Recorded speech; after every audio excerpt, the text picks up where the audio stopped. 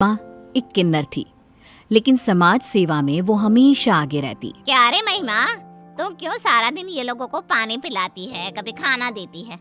तू कमाती जितना है उतना तो लोगों के लिए लगा देती है। तो क्या करे, अपना कौन है दुनिया में जिसके लिए मैं ये बचाऊंगी रे। महिमा को हमेशा लगता कि काश कोई उसका अपना होता जिसके लिए वो जीती, लेकिन क्या करे, अब तो उसे इसी जीवन को लेकर आगे बढ़ना था। एक दिन एक बच्चा अपनी माँ से आइसक्रीम की जिद कर रहा था। नहीं माँ, मुझे ये चाहिए मुझे खाना खाना है मुझे। उसी बच्चे को बोलते बोलते खांसी भी आ जाती है। नहीं बेटा, मैं आपको अगले हफ्ते आइसक्रीम खिलाऊंगी जब आपकी तबीयत ठीक हो जाएगी, ठीक है ना मेरा रोजो बेटा है तू। पर बच्चा जिद करने लगता है और जोर जोर से रोने लगता है। तुम मेरी मम्मा नहीं हो, गंदी मम्मा हो, तुम जाओ, मुझे तुम्हारे साथ नहीं रहना। नहीं बेटा, ऐसा नहीं बोलते। लेकिन बेटा तो जिद पर अड़ा रहता है। तभी महिमा किन्नर आ जाती है। बेटा, तेरी माँ तेरे को क्यों मना कर रही है, जानता है क्या? अरे तुम दूर रहो मेरे बेटे से। आप क्या बोल रही हैं, मुझे बताइए। बच्चा न जाने क्यों महिमा की ओर खींचा जाता है। देखो, जिसकी माँ होती है ना, वो बहुत भाग्यशाली होता है। तुम्हें जुकाम है ना, रात भर जब तुम परेशान होते हो तो तुम्हारे साथ कौन जागता है? बच्चा महिमा किन्नर की बात सुनकर माँ की ओर देखता है। और फिर जब तुमको भूख लगती है तो कौन तुम्हें तुम्हारी मर्जी का खाना बना कर देता है? कौन है जो सुबह तुम्हारे लिए जगता है? कौन है जो तुम्हारे स्कूल से आने तक तुम्हारी राह देखता है बिना कुछ खाए पिए? बच्चा इमोशनल हो जाता है। मम्मा, मुझे माफ कर दो, मैं आगे से कभी भी आपको ऐसा नहीं बोलूंगा। आप ही मेरी सबसे प्यारी मॉम हो। माँ को बहुत अच्छा लगता है। वो महिमा किन्नर से कहती है, आपका बहुत बहुत शुक्रिया, ये हमेशा ऐसे ही बिहेव करता है, लेकिन आज आपने इसे हमेशा के लिए ठीक कर दिया। वैसे आप तो किन्नर हैं, ये सब कैसे फील कर सकती हैं? वो क्या है ना, मेरे अंदर भी ममता है। मैं भी अपनी माँ को मिस करती हूँ। ये सब जो भी कभी मुझे नहीं मिला मैं किसी को देना चाहती हूँ, लेकिन मेरे पास कोई बच्चा क्यों रहेगा? क्यों नहीं, आप किन्नर हैं तो क्या हुआ?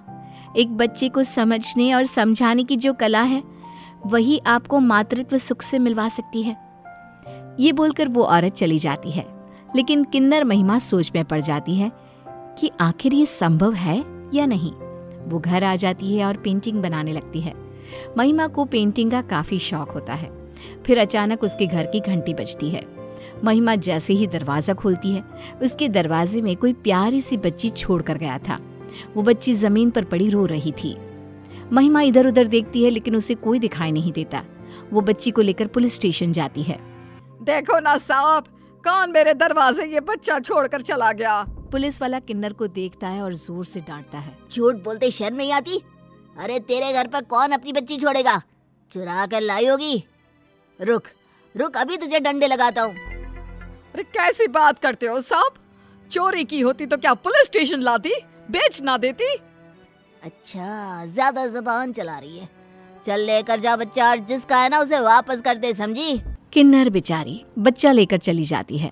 2-3 दिन वो ये सोचकर बच्चे का ध्यान रखती है कि जिसका होगा वो आकर ले जाएगा, लेकिन बच्चा किसी ने गलती से छोड़ा हो तब तो लेने आएगा ना। फिर दिन बीतते हैं। महिमा किन्नर के दूसरे साथी। देख महिमा, तू है किन्नर जो सारा दिन बच्ची को गले से लगाए रहती है ना। मत बोल, बड़ी होगी तो रोएगी कि उसकी माँ ने उसे कहाँ छोड़ दिया। वहीं छोटी सी बच्ची थोड़ी सी बड़ी होती है तो वो महिमा के पास माँ करके जाती है। माँ मेरे साथ खेलो ना। महिमा बच्ची का चेहरा देखती है और सोचती है कि उसके नसीब को वो कोसेगी जब उसे ये समझ में आएगा कि उसे पालने वाली कोई और नहीं बल्कि किन्नर है। ये सोचकर वो बाहर निकल जाती है। रास्ते में खड़ी होकर वो रो रही होती है कि वही महिला वहां आ जाती है जिसके बच्चे को महिमा ने कभी माँ का इम्पोर्टेंस समझाया था। अरे आप कैसी हैं? पहचाना मुझे? मैं वही हूँ जिसके बच्चे को आपने। अभी उस औरत के शब्द पूरे भी नहीं हुए थे कि महिमा आंसू पोंछते हुए कहती है, अरे कैसा है रे तेरा बच्चा? खुश तो रहता है ना? तेरे से अब। अरे हाँ हाँ, बहुत खुश रहता है। उस दिन आपने बहुत अच्छे से बात समझाई थी, उसे याद है अब तक। महिमा को अच्छा लगता है। वो उसे शुक्रिया करके जा रही थी कि क्या हो गया, क्यों रो रही हैं आप? कोई तो बात है, मुझसे शेयर नहीं करेंगी? अरे नहीं नहीं, कुछ नहीं। आपने कभी मेरी समस्या दूर की, आज अगर मुझे मौका मिल रहा है तो मना मत करिए। महिमा किन्नर को भी जैसे अपनापन लगता है और वो अपने दिल की बात बोलना शुरू कर देती है। अब मैं क्या करूं? कैसे उस बच्ची को सिर्फ अपने स्वार्थ के लिए अपने साथ रखूं? बड़ी होकर वो कितना शर्म महसूस करेगी।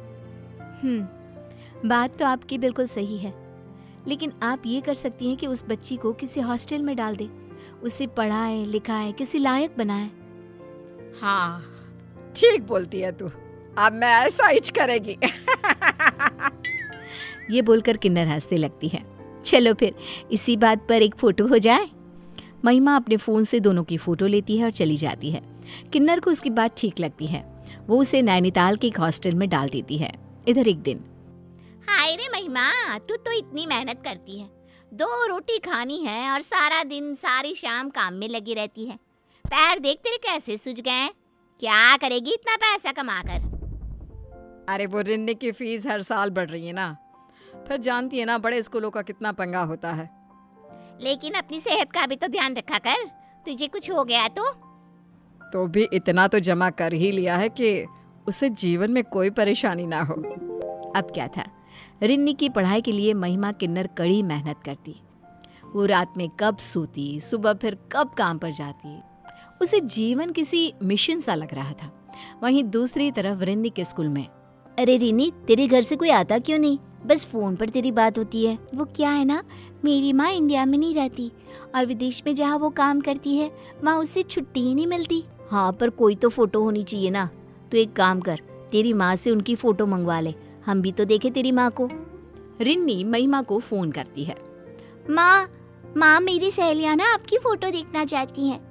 और सच कहूँ तो मैं भी आपको कभी नहीं देखा, प्लीज अपनी कोई फोटो भेज दो। महिमा एक बार तो सोचती है कि वो रिन्नी को सारी बात बता दे, लेकिन फिर हाँ हाँ, क्यों नहीं, जरूर। तो बस माँ, मैं फोन रख रही हूँ, अब जल्दी से फोटो भेजिए। रिन्नी फोन रख देती है और किन्नर परेशान हो जाती है। वो परेशान होकर फोन देख ही रही होती है कि उसे अपनी और उस औरत की फोटो दिखती है जिसकी कभी उसने मदद की होती है। इस फोटो में खुद को एडिट करके रिन्नी को भेज देती हूँ। किन्नर अब अपनी फोटो को काट कर उस औरत की फोटो रिन्नी को भेज देती है। ओह वाओ, मेरी माँ कितनी सुंदर है। तभी तो मैं भी राजकुमारी से कम नहीं हूँ। किन्नर अब रिन्नी से रोज बात करती और फिर वो दिन भी आ जाता है जब रिन्नी की पढ़ाई पूरी हो जाती है और वो अपनी माँ से मिलने के लिए एक्साइटेड हो जाती है। माँ मैं आ रही हूँ, अब तो हम दोनों खूब घूमेंगे, खूब मजे करेंगे। अरे पर तेरे को तो दिल्ली जाने का है ना, वहाँ मैंने तेरा सारा इंतजाम किया है। IIT में तेरा इंटरव्यू है। रिन्नी रोने को हो जाती है। पर माँ मैं तो, लेकिन किन्नर महिमा उसे किसी भी तरह से दिल्ली जाने को राजी कर लेती है। फिर 4 साल बाद रिन्नी जब एक बड़ी कंपनी में एक बड़े ओहदे पर होती है तब, माँ तू बुजुर्ग हो गई है, तेरी आवाज में अब वो खनक नहीं रही। माँ तू मुझसे मिलती क्यों नहीं है, मैं तेरे साथ रहना चाहती हूँ। अरे नहीं रे, ऐसा कुछ नहीं, तू बिजी रहती है ना, तो मैं सोच रही थी कि देख माँ, मैं अब सब कुछ सोच चुकी हूँ। तू मेरे पास रहने नहीं आई तो मैं सब कुछ छोड़कर तेरे पास आ जाऊंगी। ना ना ना, ऐसा ना बोल बिटिया, मैं आ रही हूँ, टिकट देखती हूँ। अपना फ़ोन चेक कर माँ, दिल्ली की फ़्लाइट की टिकट तेरे फ़ोन पर आ गई है। कल की फ़्लाइट है, आ जाना। एयरपोर्ट पर कार आ जाएगी तुझे लेने, फिर ऑफिस के बाद मैं तुझे मिलूंगी। महिमा खुश हो जाती है।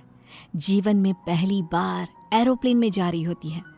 वो दिल्ली पहुंचती है जहां कार वाला महिमा का प्लग बोर्ड हाथ में लेकर खड़ा होता है। वो कार से घर आती है कि महिमा का फ़ोन आता है। माँ खाना खा लेना, मैं शाम को आऊँगी। शाम होते होते रिन्नी के कई दोस्त आ जाते हैं और अंत में जब महिमा के सामने रिन्नी आती है तो, तुम कौन हो, मेरी माँ कहाँ है? महिमा रिन्नी को गले लगाती है और बचपन से आज तक की सारी कहानी सुना देती है। मैंने ये बात सिर्फ इसलिए छुपाई कि कहीं तुम। रिन्नी महिमा को जोर से धक्का देती है। झूठ झूठ बोल रही हो तुम। निकलो यहाँ से, अभी निकलो, जाओ। लेकिन मैं कहाँ जाऊंगी? रिन्नी जो गुस्से में होती है, कहीं भी जाओ, मर जाओ, लेकिन जाओ यहाँ से। महिमा रिन्नी की हालत समझ सकती है। वो वहाँ से चली जाती है, लेकिन उसके जाने के बाद, रिन्नी, आज तुम जो कुछ भी हो महिमा के कारण हो, नहीं तो तुम्हारी माँ, उन्होंने तो तुम्हें पैदा होते ही छोड़ दिया था। अगर ये मेरी माँ होती या फिर जो कुछ इसने तुम्हारे लिए किया मेरे लिए करती, तो मैं इसे कभी ना छोड़ती। आज तुम जिंदा हो तो सिर्फ और सिर्फ इसी के कारण। अब रिन्नी को अपनी गलती का एहसास होता है। वो जोर जोर से रोती हुई रास्ते पर निकल पड़ती है। महिमा को पागलों की तरह ढूंढ रही होती है कि उसकी नजर पास के पेड़ के नीचे पड़ती है, जहाँ महिमा किन्नर रो रही थी। रिन्नी उसके पास जाकर उसके गले लग जाती है। माँ, मुझे माफ कर दे, घर चल माँ। नहीं बेटा, समाज में तुझे रहना है, मेरे साथ ये संभव नहीं। लोग क्या कहेंगे?